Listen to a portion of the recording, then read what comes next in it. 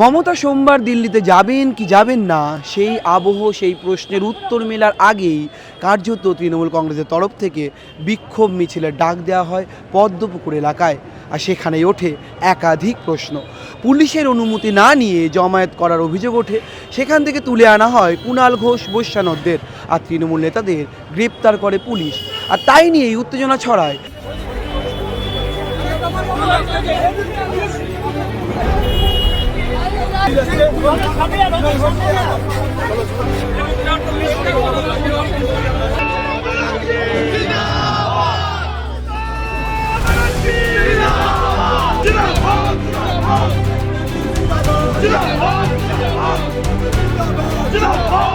দোলা থেকে শুরু করে ডেরেক, হুমায়ুন, আবার প্রাক্তন স্পিকার বিমান বন্দ্যোপাধ্যায় তারা এসে হাজির হন লালবাজারের গেটে। অবশেষে আইনজীবীদের প্রচেষ্টায় মুক্তি পান, জামিনে মুক্তি পান কুণাল ঘোষ বৈশ্যানররা। কিন্তু প্রশ্ন ওঠে অনেক, অনুমতি নিয়ে কি তারা মিছিল করছিলেন? কি বলছেন কুণাল ঘোষ, কি বলছেন আইনজীবীরা?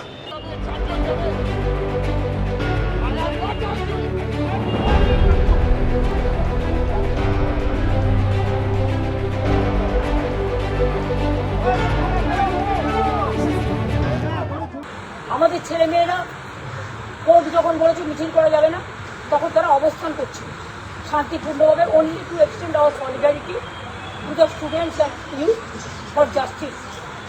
কিন্তু সেখানে আমাদের ছেলে মেয়েদের টানতে টানতে নিয়ে যাওয়া হয়েছে। কুণাল ঘোষ এমএলএ, বৈষ্ণব চ্যাটার্জি সহ আমাদের ছাত্র যুব নেতাদের যারা ওখানে স্পটে ছিল, পুলিশ তার ছিঁড়ে দিয়েছে, আমাদের ফ্ল্যাগ ছিঁড়ে দিয়েছে, যেটা পুলিশের লিগাল অধিকার নেই কারো ফ্ল্যাগে হাত দেয়, কোনো পার্টির মাইকের তারে হাত না দেয়, হাত দেয়। আমরা পুলিশকে পুরোদস্তুর সহযোগিতা করেছি, আইন মেনে যা করার করা হয়েছে। কোর্টের রায়ের পর আমরা সভা থামিয়ে দিয়েছি, কিন্তু তারপরে যে কোনো কারণেই হোক তারা অত্যন্ত বেশি অতি সক্রিয় ছিলেন এবং আমাদের অকারণে অ্যারেস্ট করে আনা হয়েছিল। পরে এখন বেল দেওয়া হয়েছে, আমরা বেরিয়েছি, বাকি সহকর্মী যারা আছেন তাদের বেরোনোর প্রক্রিয়া চলছে। কিন্তু এইভাবে সর্বভারতীয় তৃণমূল কংগ্রেস আর মমতা বন্দ্যোপাধ্যায় সৈনিকদের এইভাবে হ্যারাস করে আটকে রাখা যাবে না। যদি কোনো সমস্যা থাকে তাহলে সেটা আলোচনার মধ্যে মিটিং নেওয়া যেত। আমরা যখন যে জায়গাটা সবাই চলে যাচ্ছেন সেই সময়টা তুলে আনার কি দরকার ছিল? আপনি তো দাঁড়িয়েছিলেন রাস্তায়, আপনি দাঁড়িয়েছিলেন রাস্তায়। আমরা তো দাঁড়িয়েছিলাম কারণ কোনো একটা কারণ ছিল, আর আমাদের যারা ইয়াং ছাত্রছাত্রী বাচ্চারা ছিল তারা, যেহেতু পুলিশ অ্যাকশন চলছে, তারা যাতে নিরাপদে চলে যেতে পারে, নিরাপদে যেতে পারে, কোনো এলাকায় আটকে না পড়ে যায়, আমরা সিনিয়র হিসেবে দাঁড়িয়েছিলাম। প্রথম কথা হচ্ছে কোনো মিটিং আমরা করছিলাম না, একটা মিছিলের জন্য জমায়েত করা হয়েছিল। কারণ কি, গতকাল রাত্রি 10টা পর্যন্ত মিছিলের পারমিশন দেওয়ার পরে 10:15 নাগাদ আচমকা চিঠি দিয়ে বলা হয় যে মিছিল হবে না।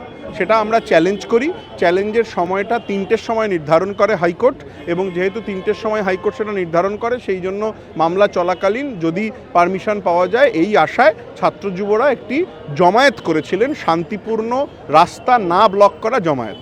যখন পারমিশন পাওয়া গেল না, আদালত যখন বলল যে এই মুহূর্তে পশ্চিমবঙ্গের আইন শৃঙ্খলার অবস্থা এতটাই খারাপ হয়েছে যে নতুন করে জমায়েত করার পারমিশন দেওয়া উচিত হবে না, সেই রকম সময় জমায়েত যখন ভেঙে দেওয়া হচ্ছিল, at that point of time decision নিয়ে বেরিয়ে যাওয়ার সময় পুলিশ অ্যাটাক করেছে, না করলেই পারত।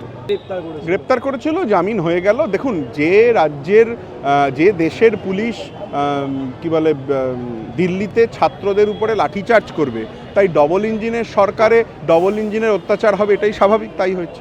লালবাজারে এমন এক নাটকীয় মুহূর্ত রাজনৈতিক পরিপ্রেক্ষিতে এক অন্য মাত্রা অর্জন করবে বলে মনে করছেন রাজনৈতিক মহলের একটা বড় অংশ।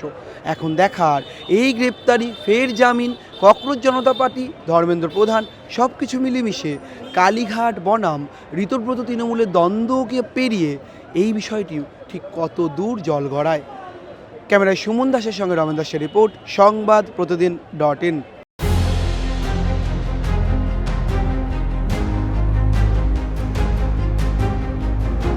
ফলো করুন সংবাদ প্রতিদিন ডিজিটাল।